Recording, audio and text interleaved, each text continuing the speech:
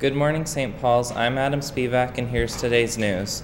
Are you looking for a summer job? Do you like to work outside? If this sounds interesting to you, then be here on Monday, March 1st to get information from Spring Masters Canada. They will share information on various summer job positions.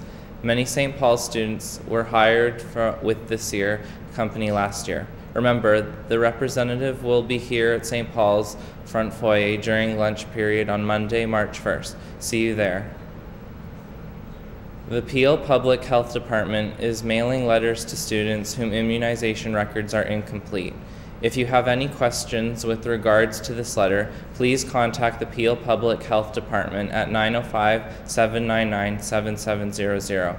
Failure to comply with health requests may reply in ramifications with the students. Apartheid translated means apartness. Its roots can be found in South Africa's policy of legalized racism that existed from 1948 to 1994. Apartheid went further than segregation in formally regulating racial classification, relations, and divisions. It treated black people as subhuman, and they were discriminated against in almost every sphere of life. Racist laws dictated where and how they could live, travel, work, go to school, marry, and socialize. An outspoken individual who led the fight against apartheid was Nelson Mandela, who was a member of the African National Party that fought for equality. He was sent to prison from 1964 to 1990, charged with plotting to overthrow the government. During his years in prison, his reputation grew steadily, and his fight for freedom in South Africa was supported by people all around the world. He became a potent symbol of resistance as the anti-apartheid movement gathered strength. He consistently refused to compromise his political position to obtain his freedom. Nelson Mandela was released on February 11, 1990. After his release, he plunged himself wholeheartedly into his life's work, striving to obtain the goals he and others had set out almost 4 decades earlier. In 1994, with the end of apartheid, he was elected President of South Africa. Mandela's example shows us that one courageous person, who in turn inspires millions, can change the world and make a difference. He's quoted as saying, "To be free is not merely to cast off one's chains, but to live in a way that respects and enhances the freedom of others." Today, as we celebrate Black History Month, we embrace the example of Nelson Mandela. There will be a brief Act Now meeting Wednesday after school to discuss second semester activities. The meeting will be held in room 132, and all students are welcome to attend. And now for sports.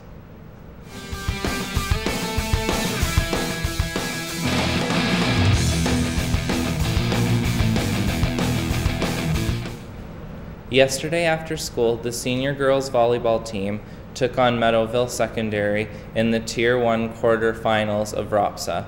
This same Meadowville team was the team that eliminated the girls in the quarterfinals last year and defeated them twice in the Joan of Arc tournament. However, the girls got their retribution last night, firing away on all cylinders, defeating Meadowville handedly in 2 straight sets, 25-14 and 25-17. The girls have now advanced to the Tier 1 semifinals on Thursday at John Fraser. The girls' next game, however, is tomorrow after school at St. Paul against St. Famille in the AA Championship game for a possible berth at OFSA. A reminder to all students at St. Paul's that you have until March 12th to join the weight room. For only $30, you can work out Monday to Thursday for the entire semester. That works out to less than $1 per workout. All members must be in full gym clothing for their after-school workouts. Attention all badminton players. The badminton season and tryouts are about to begin. All those students interested in being a part of St. Paul's badminton team this year are asked to attend a brief meeting immediately after school tomorrow in the cafeteria. If you cannot make it, please see Ms. Pereira, Mr. Costigan, or Ms. Titoni. And now a word from Mr. Schmidt.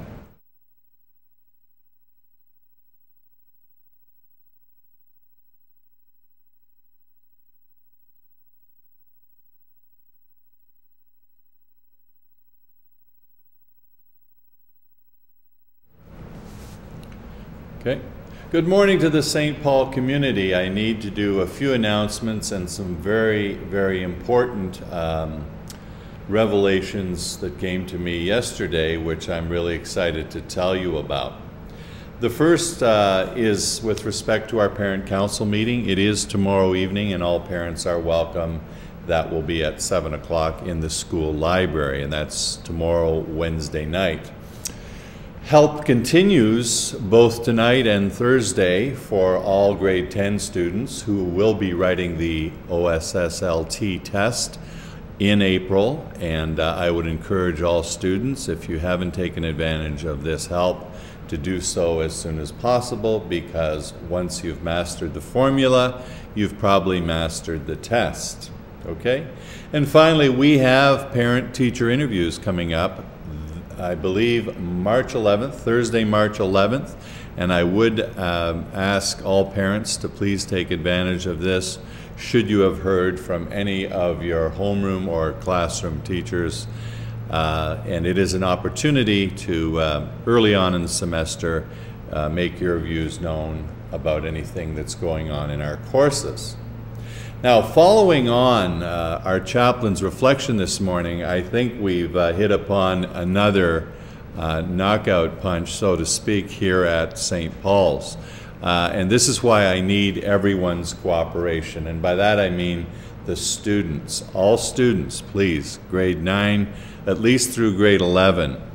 I'm aware, and I speak about this regularly to my colleagues, that if we don't understand what living in a digital world means, we're not going to be of much help, because democracy and education and technology are beginning to meet now in ways that offer us opportunities unlike we've ever had before.